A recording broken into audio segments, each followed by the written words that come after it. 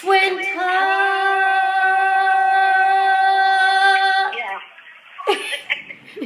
Hello, darlings, and welcome to episode 3 of Twin Talk. Today we will be doing a little question and answer to answer you guys' questions to Gwynne, and also a couple from me as well. So I hope that you enjoy it, and let's dive right in. So the first question that is asked for you, Gwynne, is how do you get through the days? What inspires you to keep going, and how do you keep going?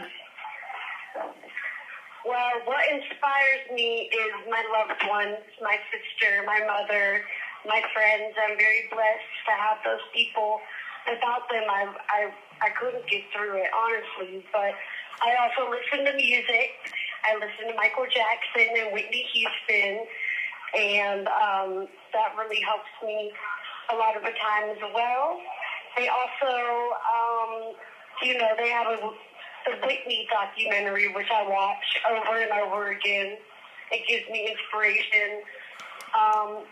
But without my loved ones, I wouldn't be able to. Are you able to watch the news or read newspaper? Yes, as a matter of fact, we have a news app on our tablets. We have tablets that we get to use every day to watch movies, to play games, and they have a news app. They have categories, which they have the, entertainment category. They have, the United States category, a bunch of different categories. And I like to keep up. I check the news app every day to try and keep up with everything going on in the world. And sometimes Gwynne will bring me news that I haven't even heard. So she stays up with it. I like to stay on top of it. So, how are you dealing with your cystic fibrosis in prison?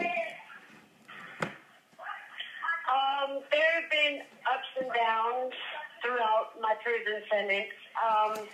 My lung function has dropped into the 50s at some points, and at other times it's been in the 70s. I've grown this kind of bacteria in my lungs from not having sanitized nebulizer cups, and because of the unsanitary environment that I am in, it can be dangerous, and I've never had this kind of bacteria in my lungs before until coming to prison. So right now we're trying to figure out what to do as far as that. Like I mentioned, I do not get sanitary nebulizer cups. I get new nebulizer cups about once a month. But you don't get them cleaned. They don't clean them for you, correct? No, I have to clean them myself we have a hot water option on the water fountain, and I use that to rinse off my nebulizer cups to my best ability. But obviously, it's not 100%. My doctors have constantly tried to get the prison to work with them, and it's gotten to the point where they just kind of accept that they aren't going to do everything that they want them to do. So we're just kind of dealing with it, but there have been a lot of ups and downs. Scary moments. Scary moments, the prison system is not really fit to take care of somebody with a terminal illness. I just wanted to say really quick, I have a spider bite on my leg. There are spiders everywhere. I think I might be turning into Spider-Man or something. Spider Gwynne? Yes. Yes. So, how are you coping with the accident now that you're in prison? Some days are harder than others. I definitely feel better now that I'm in prison during the time that I deserve. I'm hopefully helping the Cottage family deal with the situation better. I know that I deserve to be where I am, and this is the least I can do. This is the bare minimum that I can do. And I know that I'll never be able to fully make up for what I've done, but I'm doing what I can, and I hope it is helping. Do you ever sit back and think of the remorse? Do you ever sit back and have like days where you're thinking to yourself, wow, I really screwed up, I really fucked up? And yeah, it makes me sick. It makes me sick to even think about it, that I did this, and I'm the reason somebody is no longer here. It makes me sick. If I sit there and think about it too long, I just feel so disgusted with myself and everything that's happened. It's hard to deal with sometimes. I know that it must be hard to have that hanging over your head that you're going to have to deal with for the rest of your life here on earth, and I can't imagine having that feeling, knowing that you took a life. The Codfish family is suffering more than I'll ever have to suffer. So, a lot of people out there are wondering, do you still sing? Do you still write music even though you're incarcerated? Yes. I did a talent show here about a year and a half ago, and I sang 3 songs. I sang Stay With Me, The Climb, and Someone Like You. They asked me to sing 3 songs and be kind of the main, performer. It was amazing. But I felt like a piece of me was missing because my sister wasn't there, and a lot of the time when I'm singing, it feels wrong to me because my sister's not there with me. But I do sing. I was just singing earlier. They were like, "Is that Gwynne singing?" They all tell me that that I have a great voice. And didn't the officer ask you to sing for their grandmother? Yes, one of the officers, actually more than one, called their family member while, I sang for them. I sang Hero by Mariah Carey, and it was an honor. They called their family and said, "You have to hear this girl," It was amazing. So I do sing and I do write, but like I said, I feel like a piece of me is missing because my sister isn't there with me.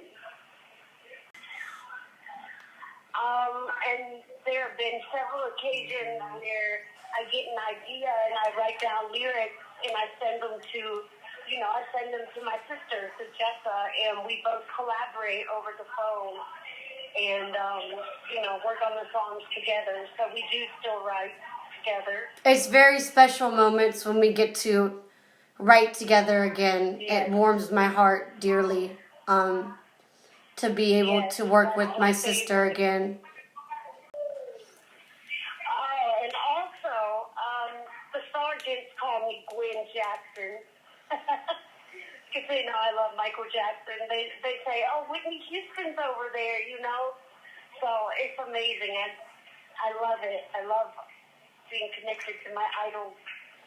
And didn't you say that an officer was just singing "Can You Feel It" the other day because she knew you would hear it? Yes, one of my favorite officers. She's such a wonderful person. She was singing "Can You Feel It," and then she was singing "Dangerous." A few weeks ago, she sings a bunch of Michael Jackson songs for me, and I'm surprised every time. I love it. She's amazing. There are some amazing officers.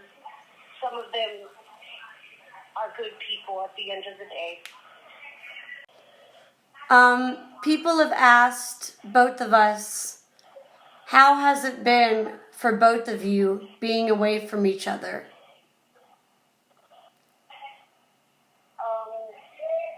It has been extremely hard. Really hard.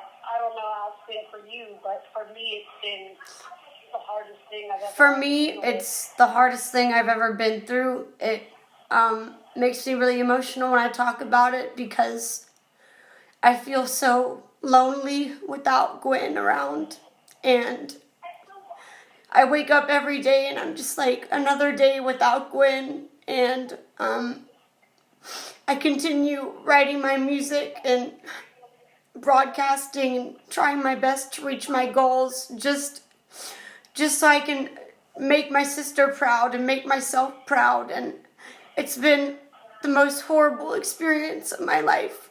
I would just say that. I've never felt this type of pain before. And I want to say that I'm so proud of you.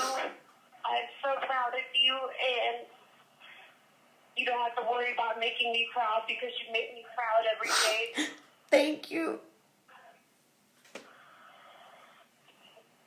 I am so grateful that we do get to talk on the phone like this, and it's a blessing.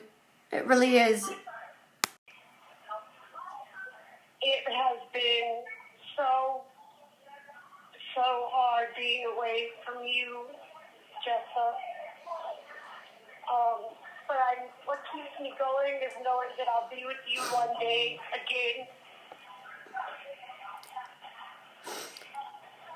That's what keeps me going too, just going through the days, knowing that it's a day closer to where you'll be back with me.